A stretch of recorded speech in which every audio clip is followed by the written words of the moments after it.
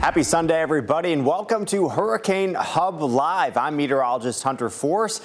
This is the show where we track the tropics, see what's going on in the Atlantic, and not a whole bunch has changed since yesterday, but there is one little tweak from the National Hurricane Center, and that is that we have seen the chances go up for development of a tropical wave coming off the coast of Africa. So there it is, all the way out towards the coast of Africa, out towards the east. We have a tropical wave coming off the coast. And as of yesterday, there was about a 30% chance of this developing over the next week. But as of the 8 o'clock advisory, there's now about a 40% chance, which isn't very surprising because if you have been looking at the computer models of this system, they definitely want to have something develop as we go into about the next week or so. It's a slow development. It's not going to be something quick, so it's something to certainly watch over the next couple of days. So plenty of time to continue watching this one, but those chances of development have gone up. Here's the tropical wave right now coming off the coast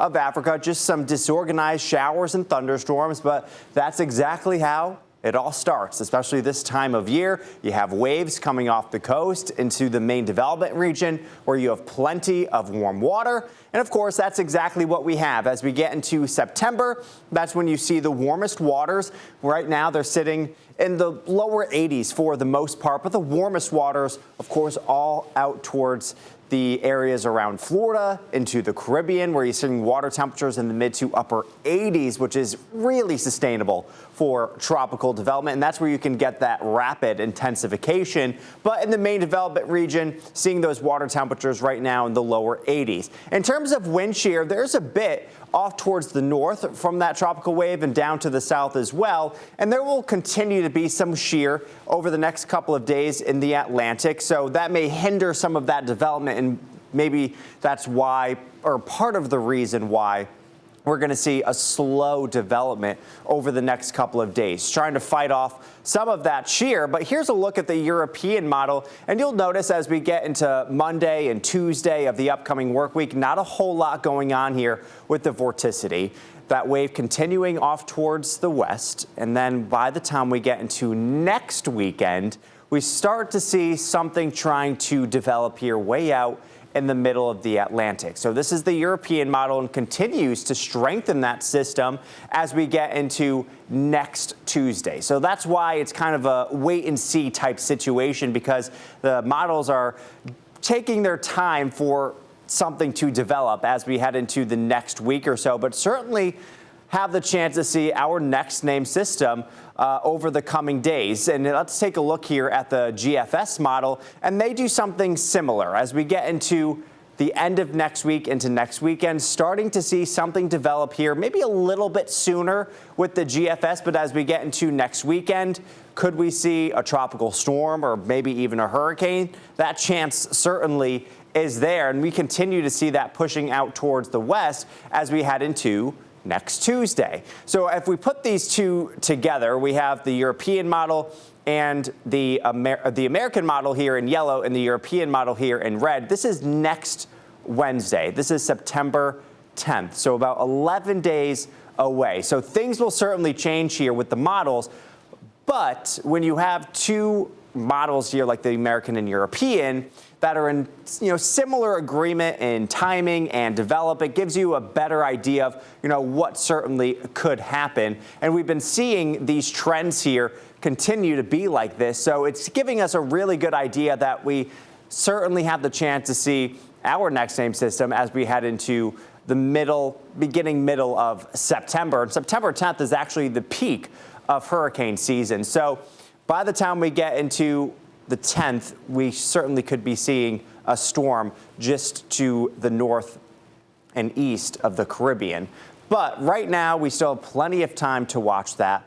There's still going to be plenty of changes as we head into the next couple of days. But I would have to say, let me go back to the model comparison here. A lot of the models do take this and kind of fizzle it out. Some of the model runs are saying it'll form. We could see, a hurricane, but it doesn't last very long. Once it develops, it becomes a hurricane for a little bit, and then it kind of fizzles out. At least that's what the American model wants to do. But both of them, the European and the American, do take this system out to sea, similar to what we saw with Fernand and what we saw with Aaron. That high pressure system curves it out and makes it a fish storm. So hopefully that continues to be the trend over the next couple of days and into next week.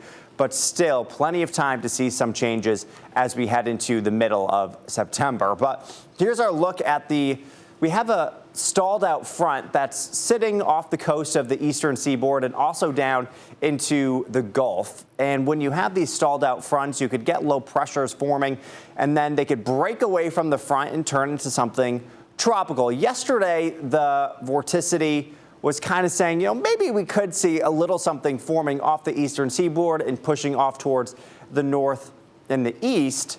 But as of today, not really a whole lot going on with that. So that's the good news there from that stalled out front. Really not going to be seeing much development from that. But in terms of the tropical activity, over the next couple of days, we're going to continue to get closer and closer to the peak of hurricane season. It's August 31st today. I can't believe tomorrow's already the 1st of September, but September 10th is the peak of hurricane season, and still can see plenty of activity once we get into the end of September and into October. Signs are hinting that that's exactly what we could be seeing. It's kind of similar to what we saw last year, where we saw, some major storms as we got into the end of September and into October. So certainly can't let our guard down as we get into, the middle and end of September. We still have all of October and even all of November as well. The hurricane season goes until November 30th.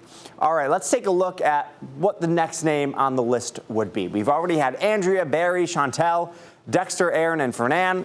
Only Aaron was a hurricane, but it was also a Category 5 hurricane. Next name on the list would be Gabrielle, and then we have Umberto. All right, coming up on Hurricane Hub Live, we have a new named storm in the Eastern Pacific, so we'll be talking about that. But also we had a little bit of trivia yesterday, and coming up after the break, we'll have the answer to that in just a couple of minutes.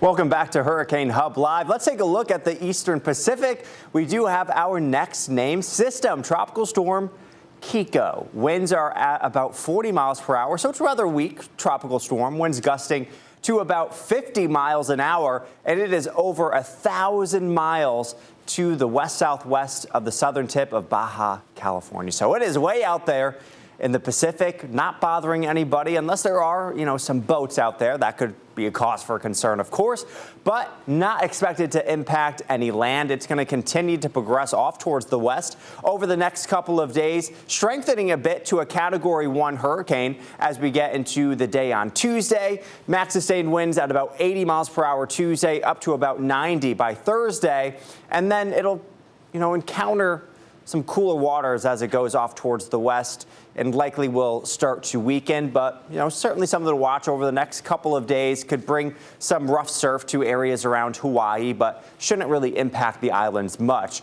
as we head into the next week. But there's also another area we're continue watching here just off the coast of Mexico. 80% chance of development over the next week. So definitely have the chance to see another tropical depression or storm forming here as we head into the upcoming work week. Let's take a look at the Eastern Pacific storm names so far. We've had many more storms in the Eastern Pacific compared to the Atlantic. Right now we have Kiko, which is the latest tropical storm. Next name on the list would be Lorena, and then we have Mario, Narda, Octave, and then Priscilla. Hopefully you don't get all the way down there, but certainly that area we're watching in that red area, next name would be Lorena with that, and then Mario. But here's a look at Hurricane Hub Live trivia. This is what we asked yesterday. What is the average diameter of a hurricane's eye? Is it 1 to 2 miles, 5 to 10 miles, 75 to 100 miles, or 20 to 40 miles? Well, the answer is D, 20 to 40 miles. That is the average diameter of a hurricane's eye. Pretty interesting stuff. I appreciate you joining me tonight. We'll be back here, of course, again tomorrow at 8 o'clock. Make sure to join us and enjoy the rest of your evening.